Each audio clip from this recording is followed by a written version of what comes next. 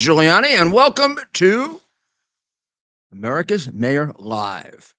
And we are here on the last day of the week, a very, very tumultuous week, a week in which the wrong kind of American history was made, and that is the indictment for the first time of a sitting or retired president for a criminal case.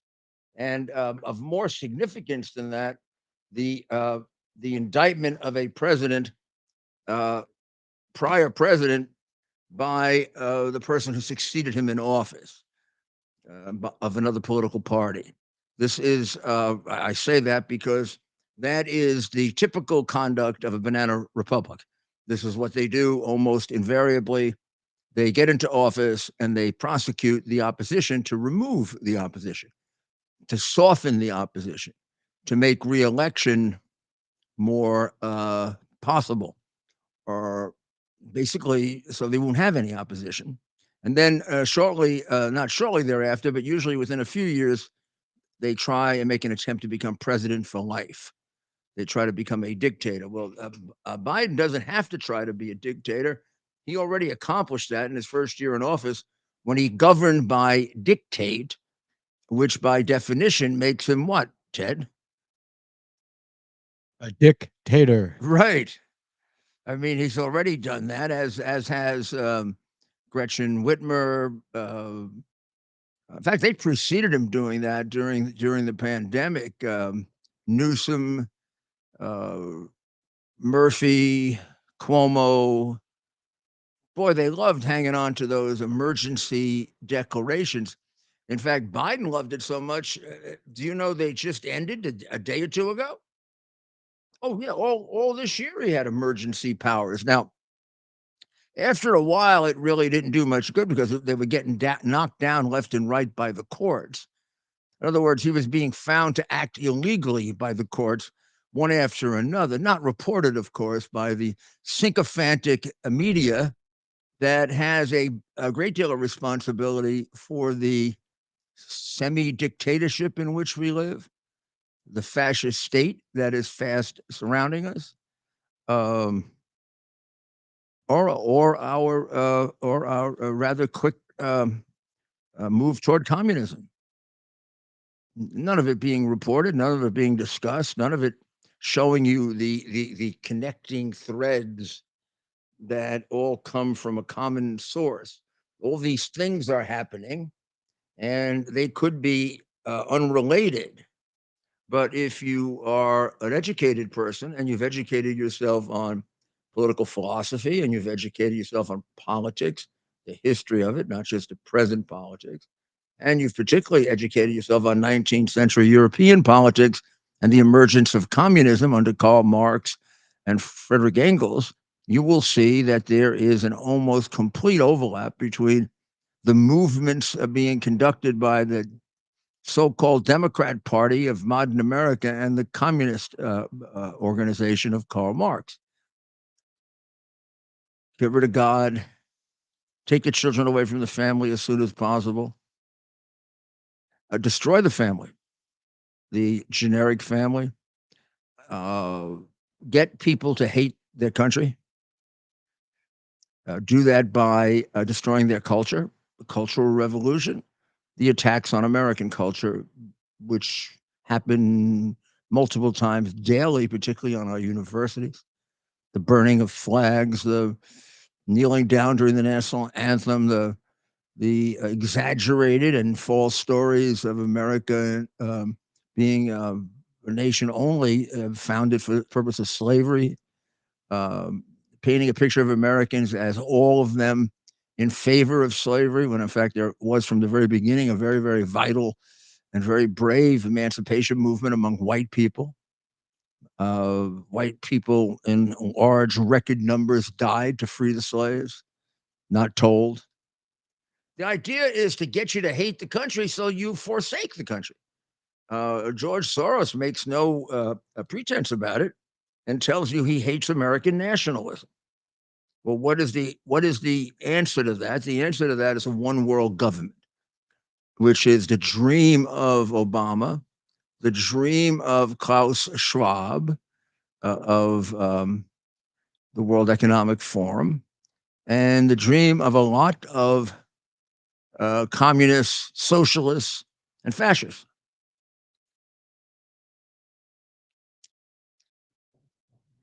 So this act of District Attorney Bragg, put there by George Soros, with millions of dollars in contributions to him, which were necessary for a rather unattractive candidate like him to win, um, is a clear step in that direction. So Soros has, starting back in 2017, I believe it was, or 18, maybe 16, he started electing DAs in parts of the country he has no connection with, using millions and millions of dollars to overwhelm these races that usually, have almost no money involved or very small amounts of money. And if you have this kind of money, you can often just overwhelm your opponent, which is what, in many cases, has happened in about 50 jurisdictions. I can't tell you I know every single one of them. I can do it the other way around. Most jurisdictions that set a record for homicide last year or the year before, record meaning the most homicides in the history of their city, such as Philadelphia, St. Louis, Rochester, have Soros DAs who have completely disrupted their criminal justice system to the point of putting thousands and thousands of predators on the street. In New York, there are probably 7,000 predators on the street that wouldn't be there had I been mayor or Michael Bloomberg. That's their purpose. You say, why would they do that? Well, they say they do it for equity. But what's the equity of putting a confirmed career burglar on the street? But the fact that he's going to do more burglaries, or a rapist, or a sexual deviant, or a person who has a violence problem and gets into fights and beats people and throws people on subways and uh, uses guns and holdups. And there's no purpose to that other than every day they're out of more crimes, and every day they're in prison, there are less crimes. And Bragg has maximized now the amount of time that dangerous career criminals are out on the street. That is also the formula for the district attorneys in a city like San Francisco. He, of course, was removed, but the city may be irreparably gone. Uh, Los Angeles is moving very quickly in that direction. St. Louis is. Um, and in New York, the city with the most crime per capita is either Buffalo or Rochester.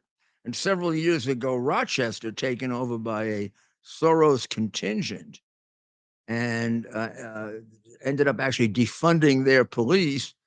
Now, Little Rochester set a record of its own for the most homicides in the history of Rochester. So I don't know.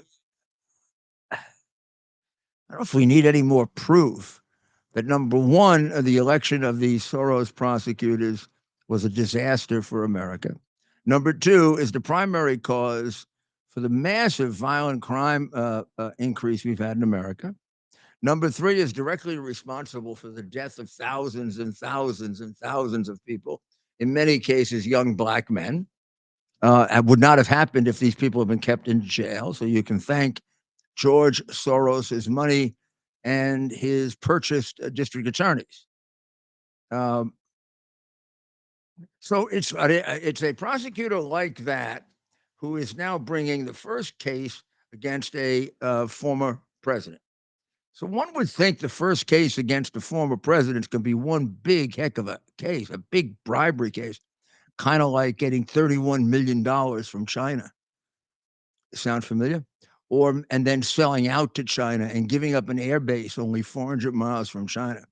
Sounds like it has the makings of a hell of a bribery case. 31 million from China goes to your family. You become president, and the first thing you do is you give up an air base that's 400 miles away from your biggest enemy, which gives you an unbelievable tactical advantage over that country in a missile type of war or even airplane bombing. And there's no reason for it.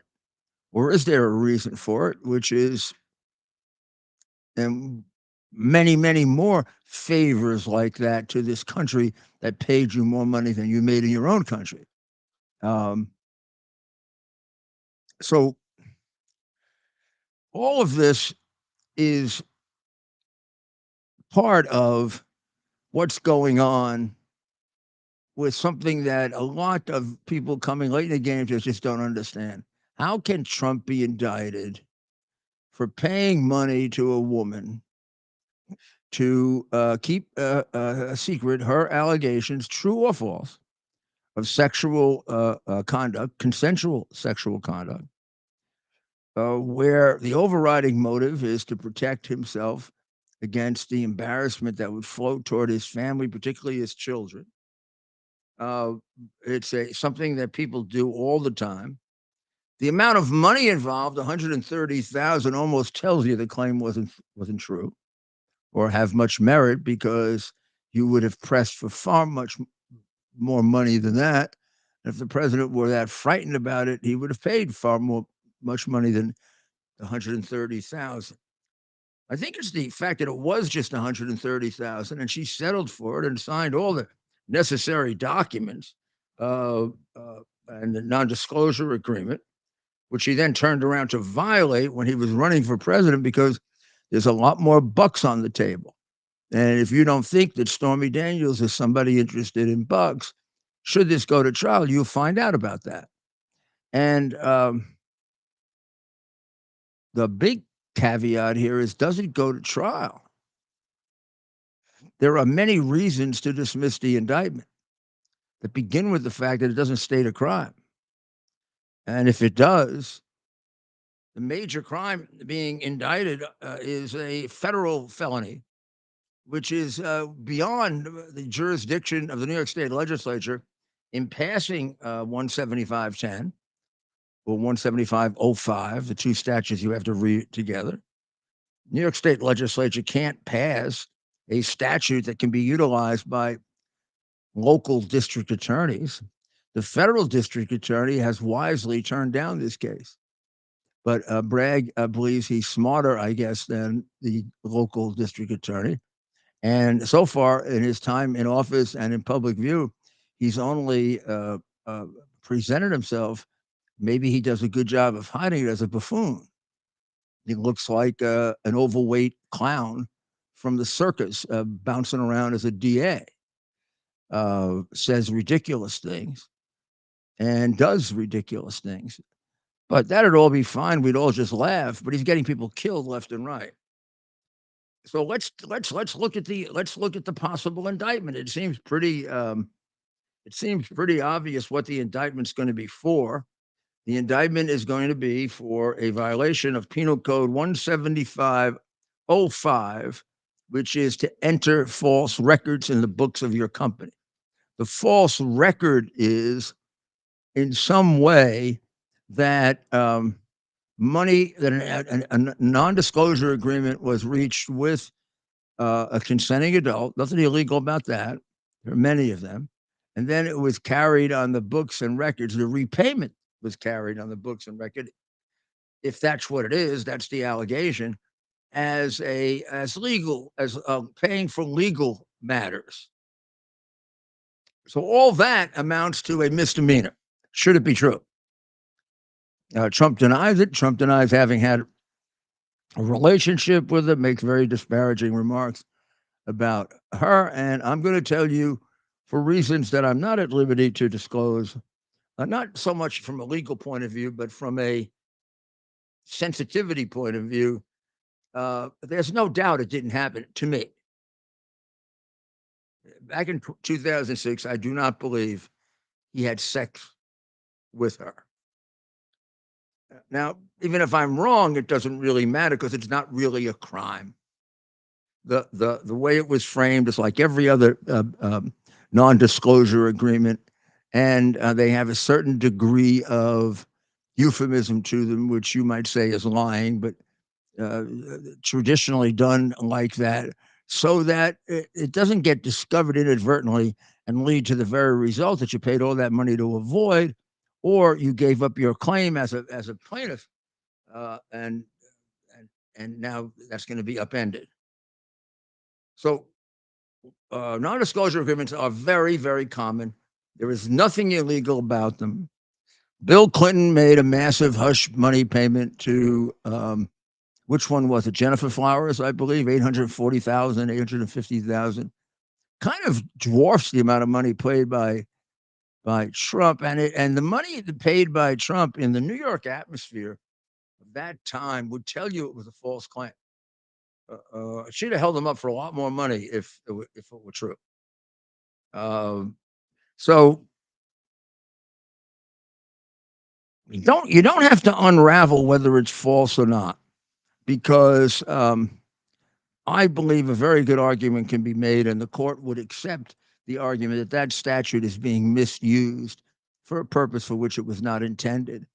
It's not the conduct here is not about the false entry in the books and records of a company.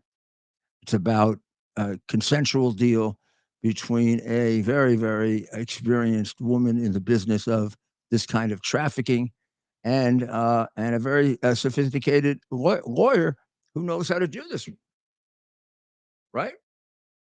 And that's what Trump relied on. He relied on a lawyer to do this, which is what Michael Cohen is. Might be hard to see him as a lawyer because he sounds like a mafia wannabe, but that's what he is. He's a lawyer. And after telling this story invariably to people, including the witness Robert Costello, including Chris Cuomo on extensive TV interviews, where if you get the outtakes of the interview or you get the private tape between Chris Cuomo and and and, and Cohen, you find Cuomo pushing him really hard, like a detective, just about trying to get him to admit that he's lying, and he steadfastly says that he's not, and propounds a good reason for why not. He basically wants to be in Trump's good graces, which he needs badly because everyone around Trump at one time or another, almost everyone at least, I never should say everyone, you'll probably find someone who didn't, but virtually everyone around him agreed on the fact that Michael Cohen should not be around him, that Michael Cohen was a disaster waiting to happen, that Michael Cohen was in it only for himself and who knew what the hell he was doing. And then whenever he would be on television, he'd make a blithering fool out of himself. It would sound like Trump's campaign is populated by a bunch of wannabes from Brooklyn. We're going to win this election. Yeah, we'll just kick the hell out of them and break their kneecaps. That's right. We'll break their kneecaps. That's what we'll do. I want to warn Bob because,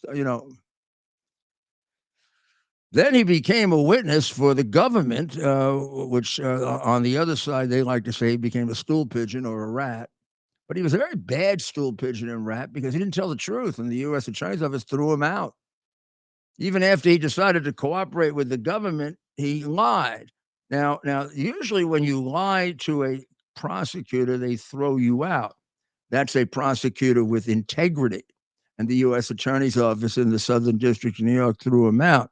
The Mueller people, who certainly could not be said to have integrity with the amount of leaking that they did and the ridiculous false charge that they pursued for millions of dollars, and really dealt with Trump in a way, trying to trap him, which is not the job of a prosecutor. Um, but they came to the conclusion that there was no Russian collusion, that Russian collusion was a hoax, and more than a hoax, it was paid for by Hillary Rodham Clinton for 1.5 million or 1.1 million. I don't remember. I don't remember exactly the amount, but I do remember now, and find it extremely upsetting that this transaction by Hillary Clinton is yet again a crime she's going to get away with, because she did what they're claiming Trump did. She actually committed the crime, whereas Trump didn't. Now, let's see the differences. In 2016, she paid $1.1 million through a law firm to launder it to a man who developed the Steele dossier, which was a negative research piece on her opponent, Donald Trump. It was, when you analyze it, made up of, if not all lies, in almost all material respects, lies. It involved, in order to do it, significant collusion with the Ukrainian government, illegal collusion with the Ukrainian government. And it involved using our embassy office as a Hillary Clinton for president office, and therefore violated the campaign finance laws that way.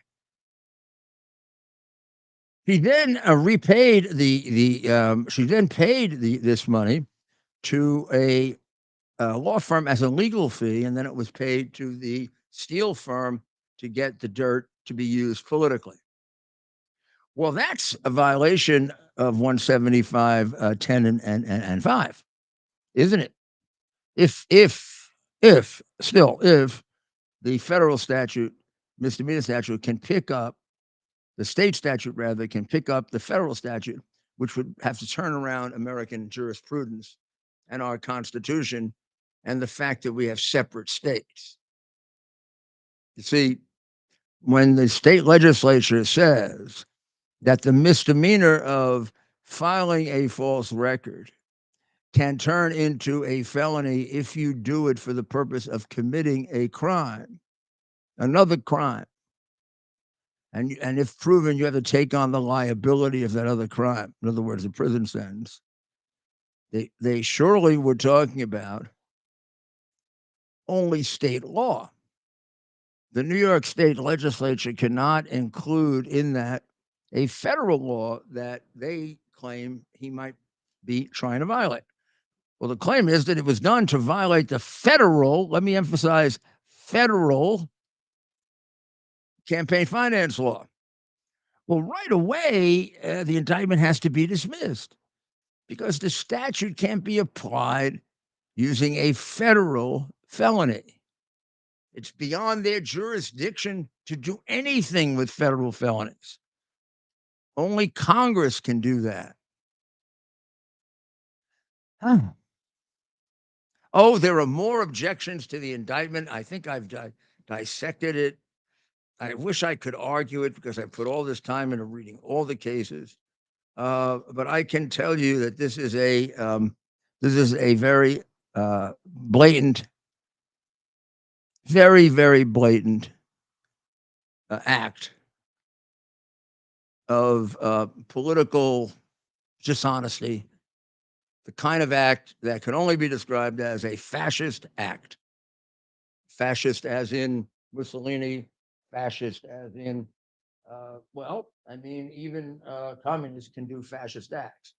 Fascist as in, oh,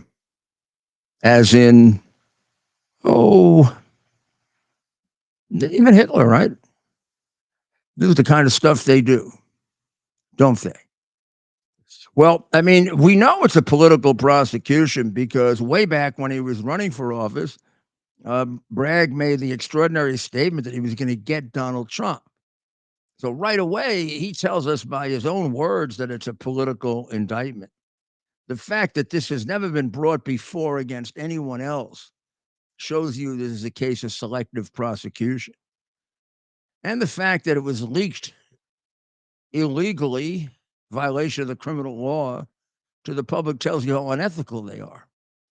And the fact that they were withholding until Bob Costello came along exculpatory information. In other words, they weren't giving two sides of the story to the grand jury, which they really should do. And they usually do try a better job than this in a very big case, knowing they're going to be challenged because they don't always get challenged. It's not done as a matter of course. So you don't have to go very far about the political motivation. That number is now up to 62% who believe that it's been mainly political. Only 32%. Only 32% believe that it was motivated by the law. That 32% must be diehard Trump derangement syndrome people. So, so this stranger than usual first time type case is brought in a very, very significant situation where you would think a wise and honest district attorney would bring an airtight or at least a very strong and important case. And um, it's beyond comprehension that the bar associations and the other so-called uh, possessors of the ethics of the legal profession haven't acted. But of course, they've been the opposite of that for quite some time. They're really left-wing stooges. They are when it comes to the appointment of judges. But you would think on something like this, they would be more. Well, they don't only ignore it; they participate by bringing bar association proceedings against Trump people. I'm a prime example of that, but not the only one. Uh, and it's a sad thing because they're trying to deprive you of your ability to make a living and to practice your profession. So, what do we got, Ted? We have a very we have a very busy chat room this evening. So we'll bring up some of our comments that we're getting from across our platform. 646 306. And what's the last numbers? Give us a call at 646 306 8836. That's it. We have it on the screen right now. 646 306 8836. Give us a call. We'll put you on in just a minute. Mayor, one question people are asking is how will this play out next week? When the president, physically speaking, how will he be walked in front of the cameras?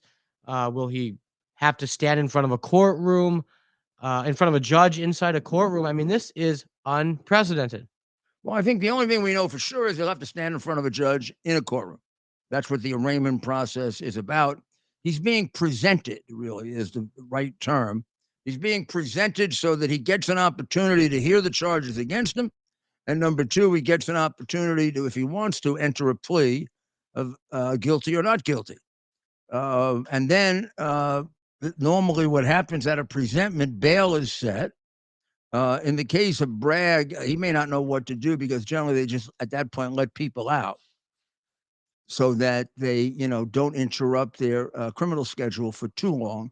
Because far be it from Bragg to want to save some lives in New York and even delay them from selling their fentanyl or selling guns or beating up old people, or he delays them as little as possible so there's no material effect on their business. Um, he's 52% of the times he takes felonies brought in by the best police department in the world and on his own knocks them down to very meaningless misdemeanors, which then makes it easier and more justified, although still very strange that every one of them is released to the street where sometime in the course of the next couple of months, they do what they did before or they do far worse. This man is a massive danger to the public. A governor worth anything would remove him. And this governor is a Democrat before she's even a humanitarian. Um, so I would say that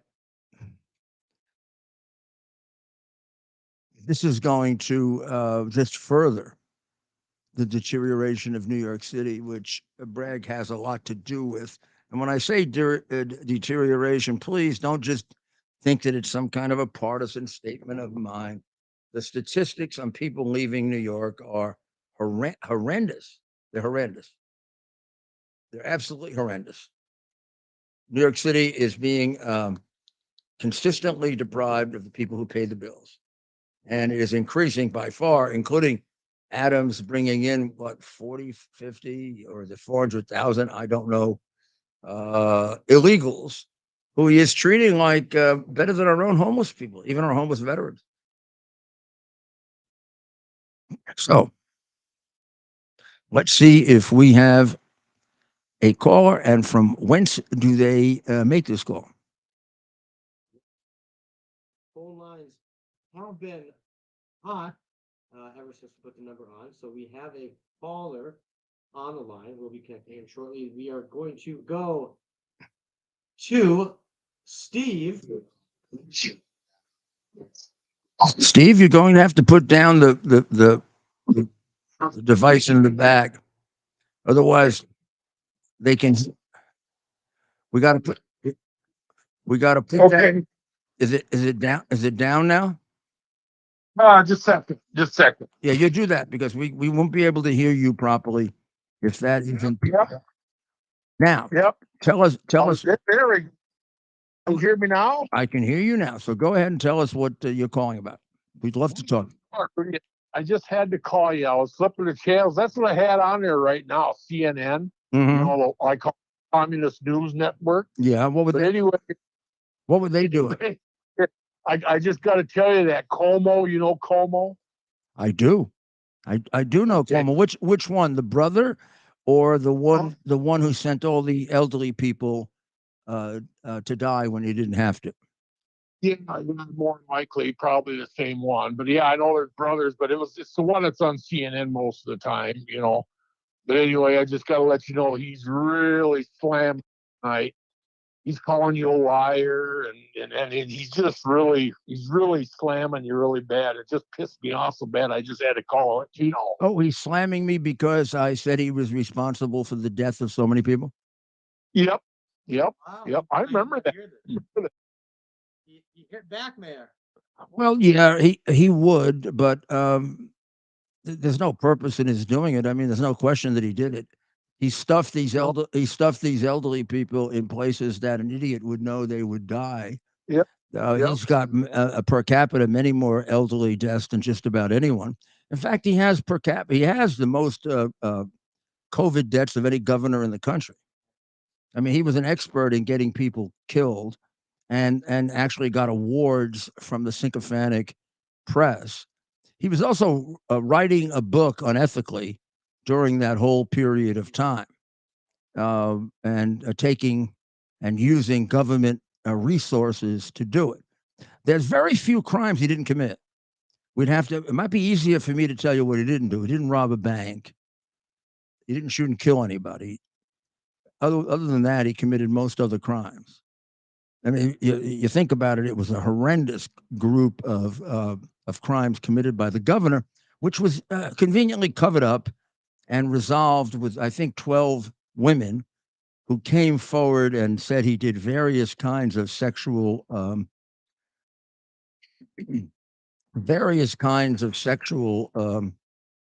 attacks, and they did nothing to him about it. He just resigned.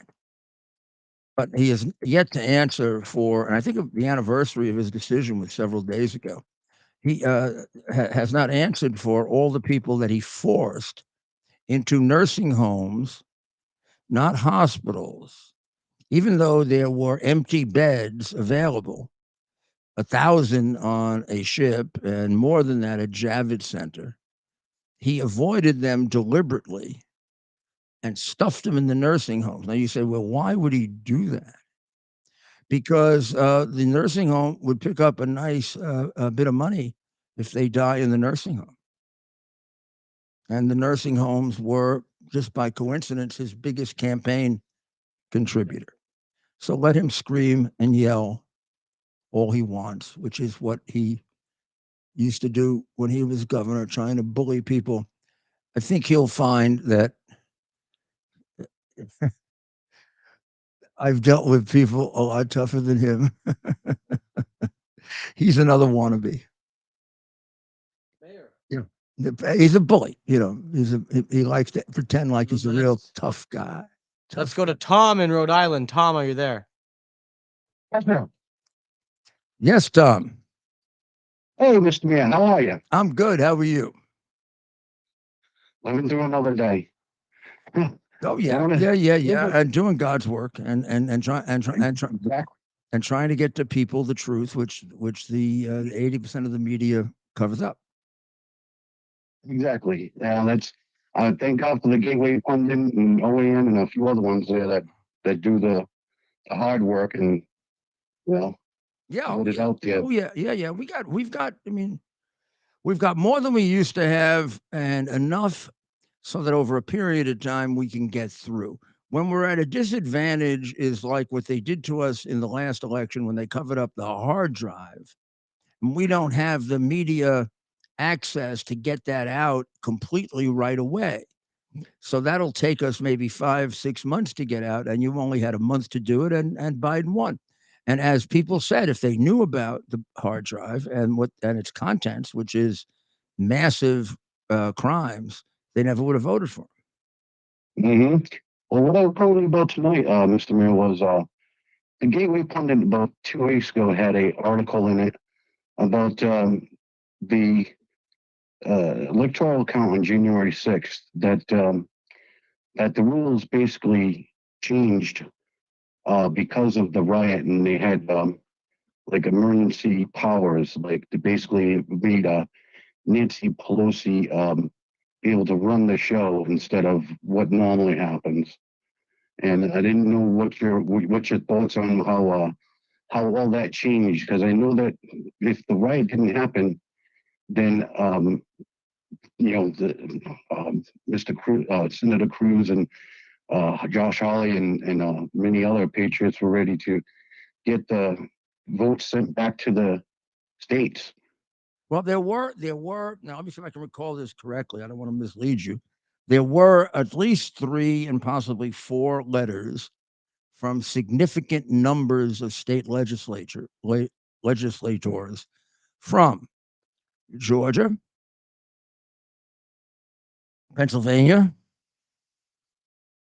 Wisconsin, and I believe Arizona.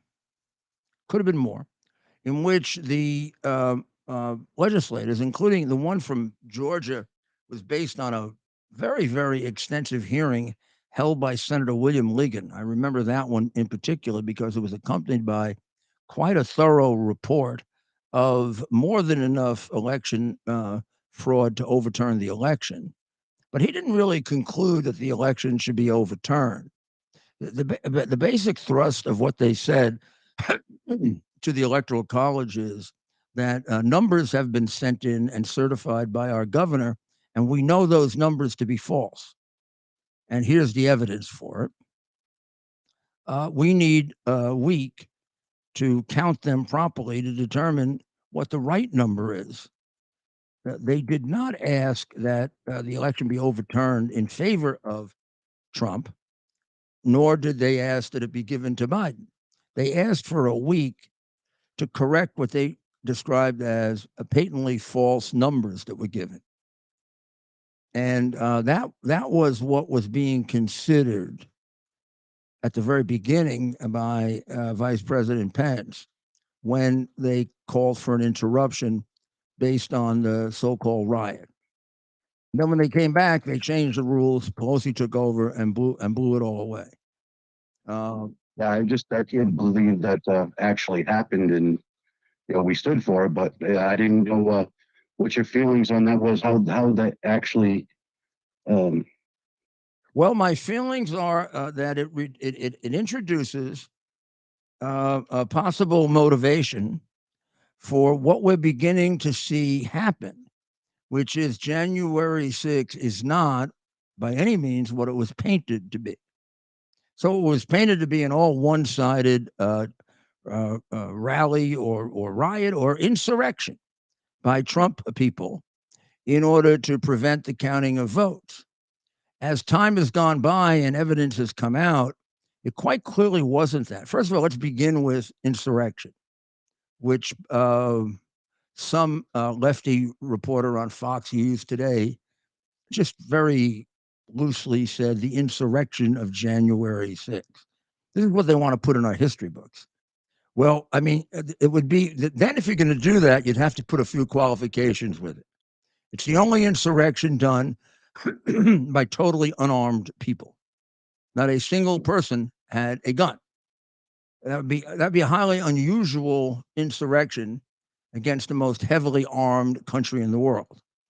I don't know exactly how they thought they were going to carry it about. And of course, they didn't think they were going to carry it about. And it wasn't an insurrection.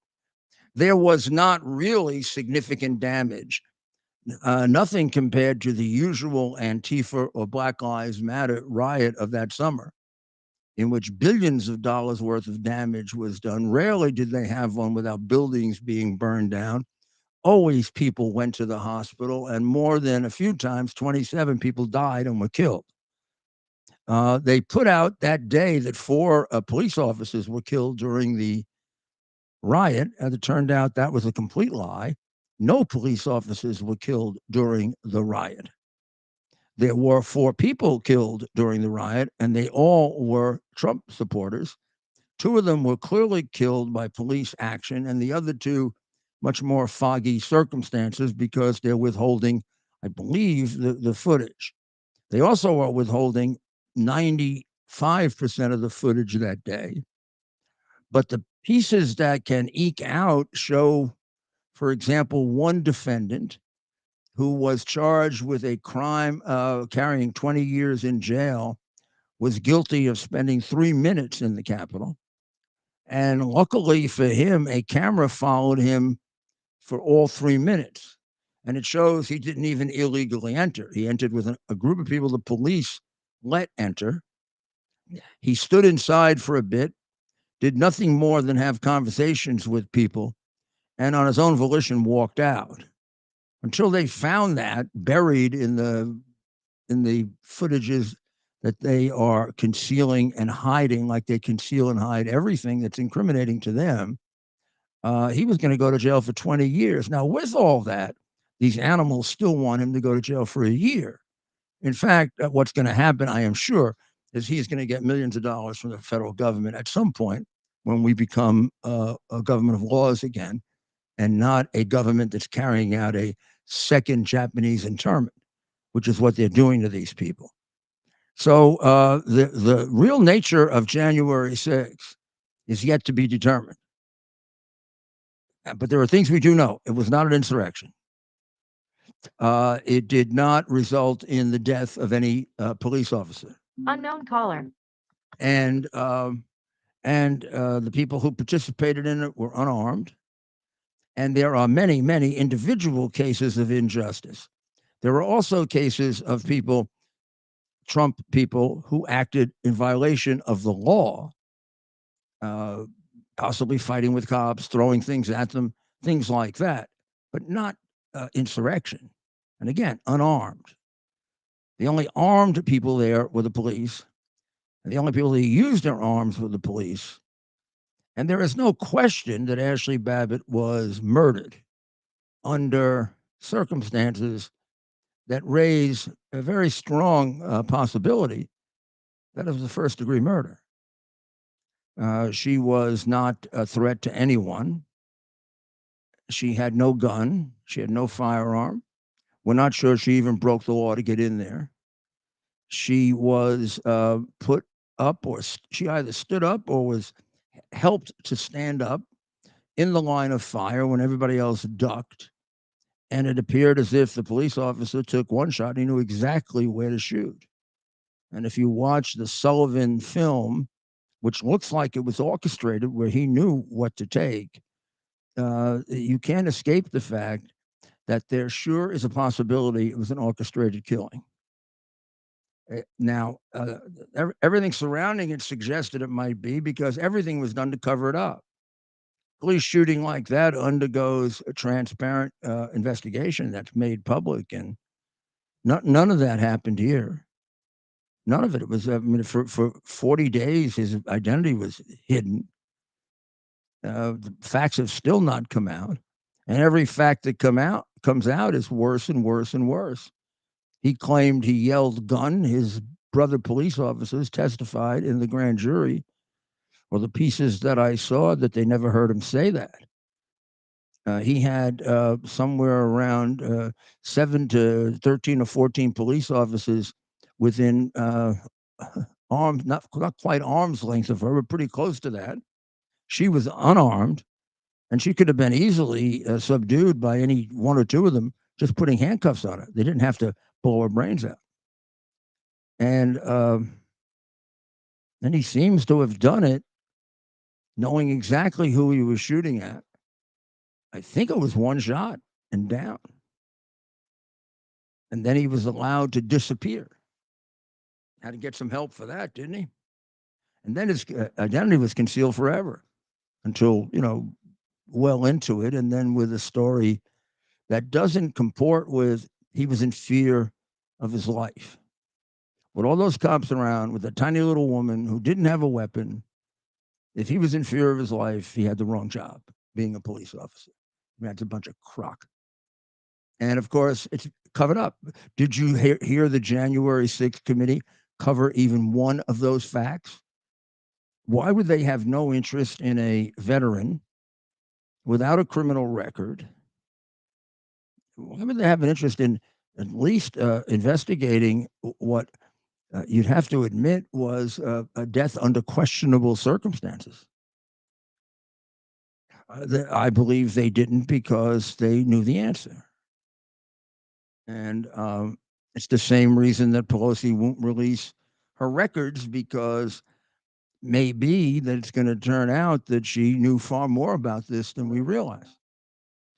And also, if you release those records, you might find out that not only were there a significant number of government operatives in there, but a large number of Antifa people. In fact, there's one record not released that suggests there were 242 Antifa operatives there, stirring up the crowd and trying to create something that would look like an insurrection. They were not able to do that. We just saw how this man, Chancey, the guy who was the Queenon, whatever that is, chief, we just saw the full tape of him there, and he did nothing illegal. He walked around with the police escorting him, opening doors for him, and laughing at him. And then he was sitting in solitary confinement.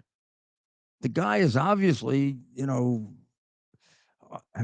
want to say anything, but he seems a little strange. But he sure as heck wasn't a dangerous criminal. And if they didn't want him running around the Capitol, why didn't they just arrest him instead of let him go? And then when they decided they were going to persecute people, arrest him like he was a terrorist, which he wasn't. Arrest him, in a frightening kind of way, and then put him, in indefinite incarceration until he finally got a good lawyer and could get himself out. But he was in solitary confinement, if I'm not mistaken. This is a story of prison camps, not of American prisons. The Kunan Sharman was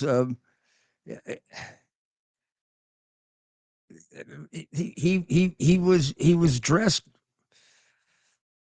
like a clown, and I think he spent more than 2 years behind bars. And I want you, when you can, to take a look. I'm looking at some of it right now. He's walking through the halls. Right behind him, very dutifully, are 2 police officers who have him under complete surveillance. And there's nobody around. So their answer was, if we arrested him, we'd create a commotion. And the 2 little clips I just looked at, nobody would know that they had taken him. Not until the next day. And that's a complete lie that it would create a commotion. No, there's nobody there. At the well of the Senate, there are maybe 6 or 7 people there. Not a large gathering that could create a riot. So that's another one that is part of the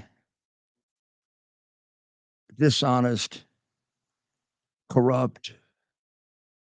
We will do anything to destroy Trump, Democrat Party. Can I urge on you, you guys start a movement to change the name of the Democrat Party? Call me and tell me what you think of that.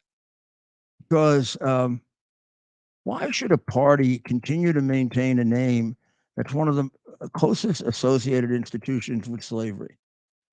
We've changed names for, tangential connection with slavery.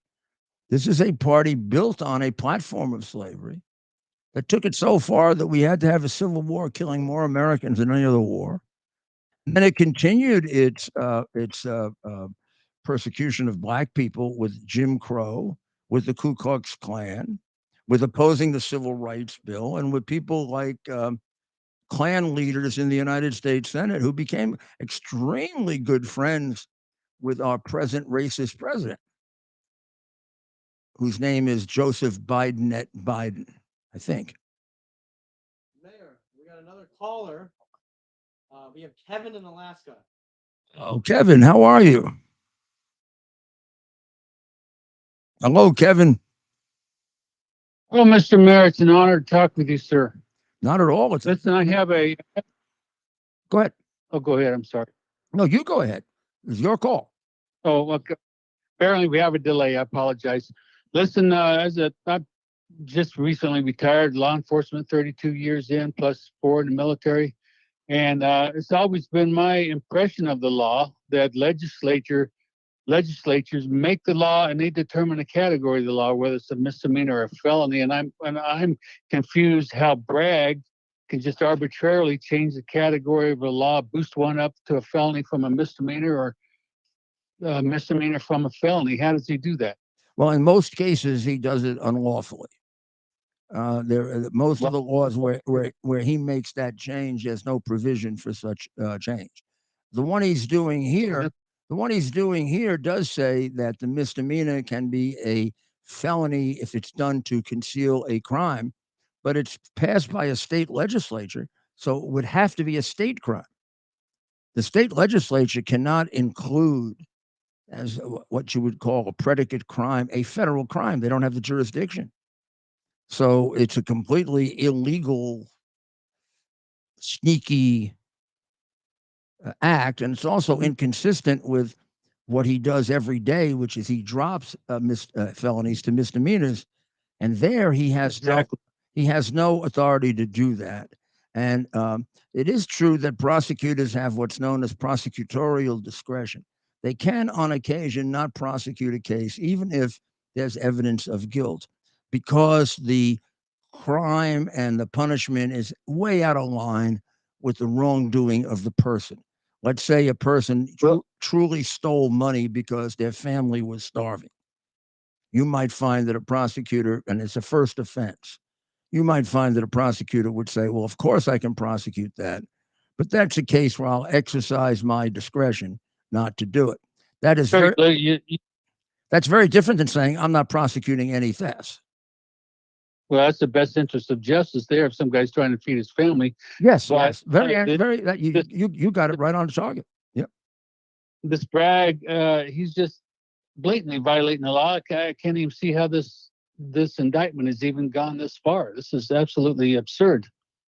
You are quite correct, and let's hope that the judges of New York have that clarity of vision that you have, and aren't affected by the fact that they're all Democrats and are selected by a purely political process. I know several Democrats. We have like 5 of them in Alaska, but I mean, the ones that I talk to, they even know it's a fraud. So hopefully they can find some in New York. They might. Anyway, Mr. Mayor, so much for everything that you do for us and keeping the information flowing. I really appreciate it. And thank you calling us from Alaska. I like that when you're so far away. Let me clarify about New York, my state. Sure, there's a political element to the courts in New York, and I suffered from that for sure because I was suspended in the practice of law without a hearing based on newspaper accounts with the worst possible light placed on them. and I still am, and I have been, deprived of my ability to earn a living, and also to do what I love, which is to be a lawyer. Uh, um, and therefore, that is to me, that's an entirely political act. That's being done by people who are, I mean, I guess the term we use for it now is, if you're going to say ultra mega, they're ultra woke. They're going to sell out. What happens is their ability to perform legal logic is overwhelmed by their hatred of uh, Trump and all things Trump, and I'm all things Trump. But and there are crooked, elements in the criminal justice system in New York. It is, after all, a Democrat dictatorship, really. But there are judges that will surprise you in New York. I mean, I'm not going to just single out people. I'm not sure they even want me to, but I can think of several that surprised the hell out of me and made very, very neutral decisions. And they're people who are well known to be strongly opposed and emotional about Trump, but were able to make very, very solid decisions that have been no different than a person and a good judge who was very pro Trump, but still was down the middle. There are both.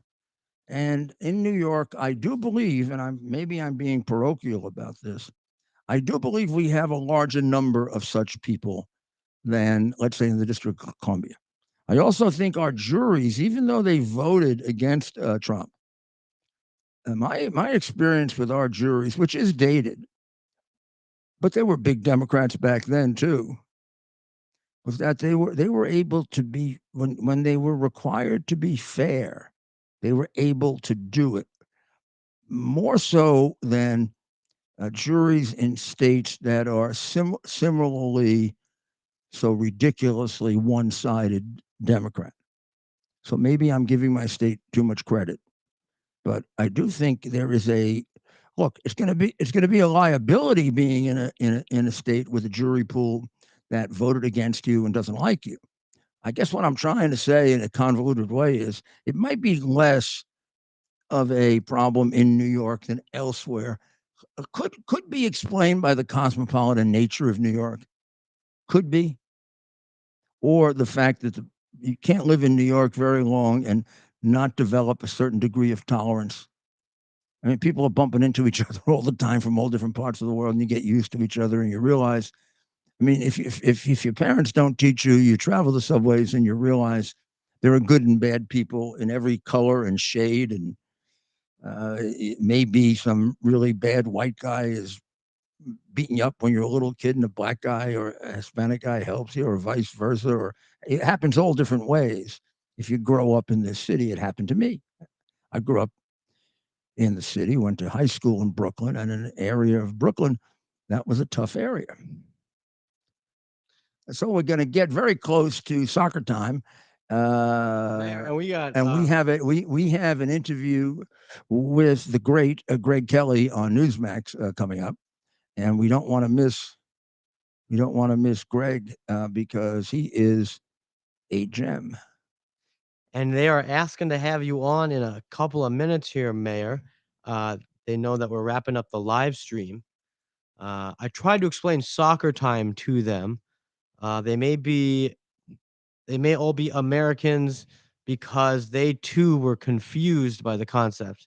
They didn't realize that you since we make mistakes during the show, that you create penalties on me, but you don't. But and you have a little time that you write down, but you don't tell me because, first of all, because you're mean, and second because that's what they do in soccer stupidly.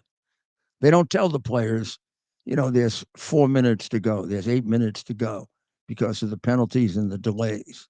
See, every time I delay a sentence or so, he makes a little notation, and he adds a minute to my having to, like. So right now, I may have. I don't think I've got a lot of soccer time tonight, but I think he may have. I may have some. I'm guessing I have somewhere between 2 and 5 minutes of soccer time.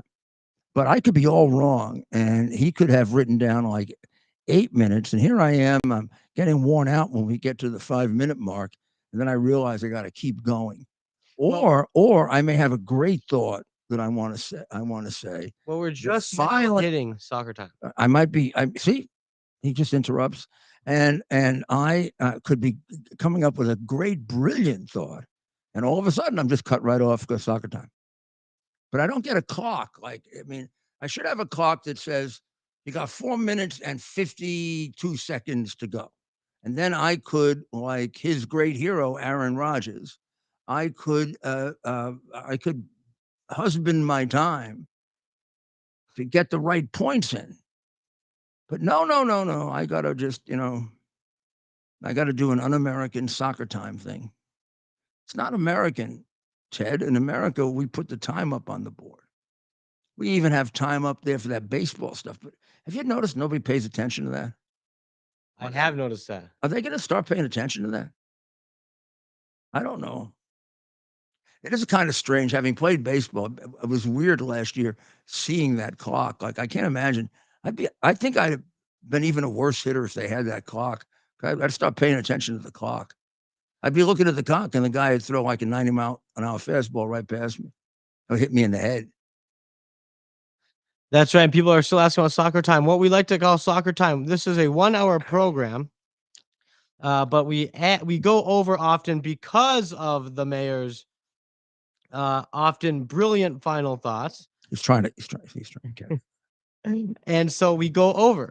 And as in soccer, we don't ever have a set time. So we can't tell you at 9 p.m., okay, we have 5 minutes left. Yeah, fold it, Mayor. Or 6 minutes left, right? See if we can. Let's make a jackass out of it. What's Mayor's going on, and with time to end the show. Or, well, it's really nice to have been with you tonight. Have a wonderful weekend. And by the way, I got to make something else up now. Yeah. Well, just a couple minutes left, and we're gonna go ahead and call in with Greg Kelly, Mayor. So, final thoughts for the week here, and sending our audience, which has grown even this past week. What are your what?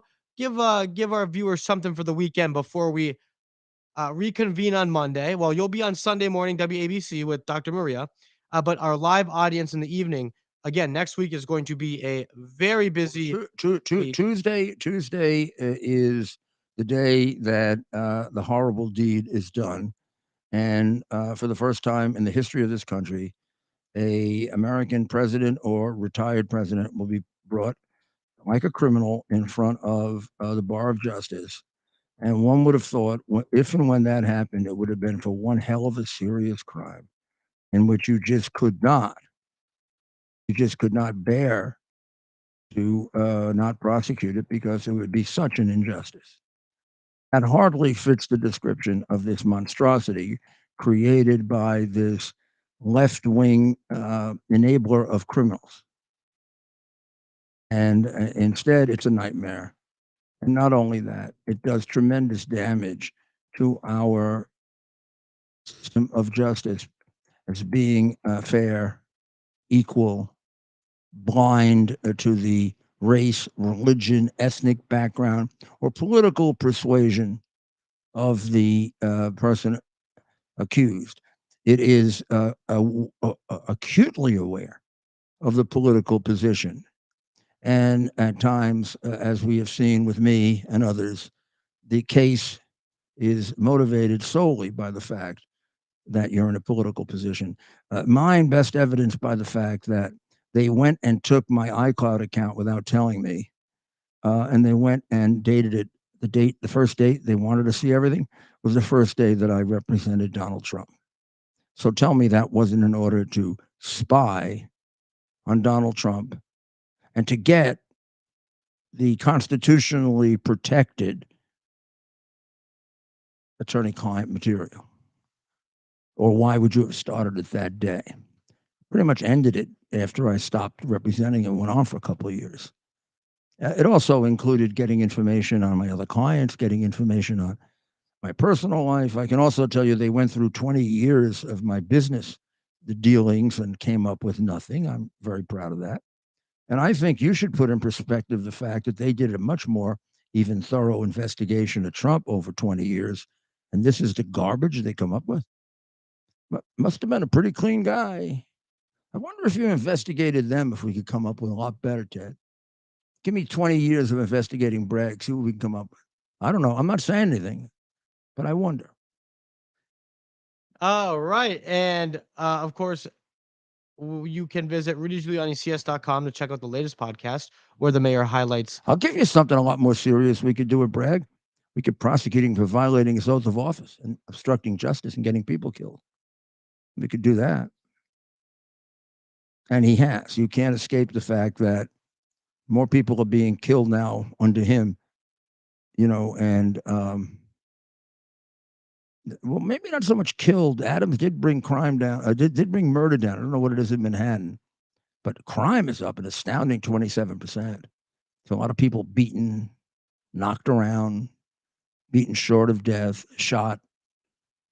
Oh, and what happens really is stores are robbed without any compunction. I mean, we've got stores in the middle of Manhattan that now lock their things behind gates. They're built for that.